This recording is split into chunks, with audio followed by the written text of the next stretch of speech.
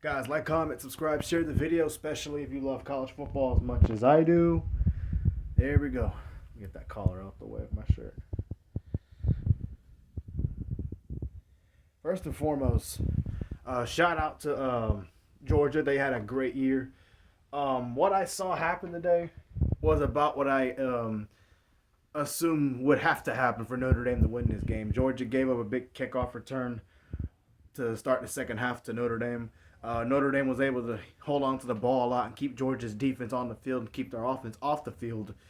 I was surprised by how Gunnar Stockton did play when he made some big throws in the game. He made some really big plays, but he clearly looked like a guy that hadn't played a whole lot of college football. You could see it in how sometimes when he was getting sacked, and I'm not talking about the second half, I'm talking about the first half when he was holding on to the ball a little too long. He didn't throw away the ball in time. Didn't try to be a little more mobile because he can run too.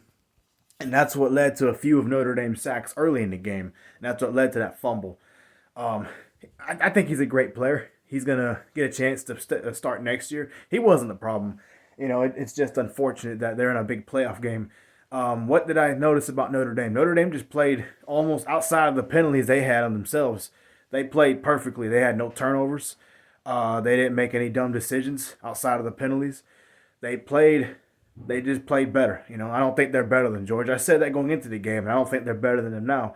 But they got a big win. That's Notre Dame's first major postseason game, a New Year's Six playoff win since the 1980s. Wasn't it the Sugar Bowl? But a big win for them. And I don't think they're beating Ohio State. Probably not beating Texas, but I do think they'll beat Penn State. But I'll make a whole different video about that. But yeah, Notre Dame was able to. Again, they didn't even control the line of scrimmage. They didn't dominate this game. It was more about them just making, just taking care of the football. And I noticed even on drives where they had to punt, like early in the game, they were okay with punting as long as they drained the clock. And they didn't throw the ball a whole lot. They ran it more, mostly with Riley Leonard. And that kind of threw off Georgia a little bit. Now, granted, Georgia handled it a lot better in the second half.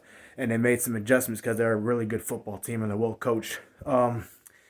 But I'm really happy. I was only thing I was a little surprised by was maybe Notre Dame's secondary because Gunnar Stockton made some big throws today, and Notre Dame's defense, their secondary, I can consider now it is legit. They broke up a bunch of crucial passes on third down. They had the fourth down stop in the end zone and the red zone. And their secondary is good because Georgia has some very, very talented receivers. And Notre Dame took advantage of that. Outside of the drop pass that Georgia had. Really, Georgia didn't have that many today. So Georgia played good. But Notre Dame just made less mistakes. That's all. But now, moving on to the Penn State game. I'm going to talk about that in a separate video. I'm real happy Notre Dame won. And it is what it is. Go Irish.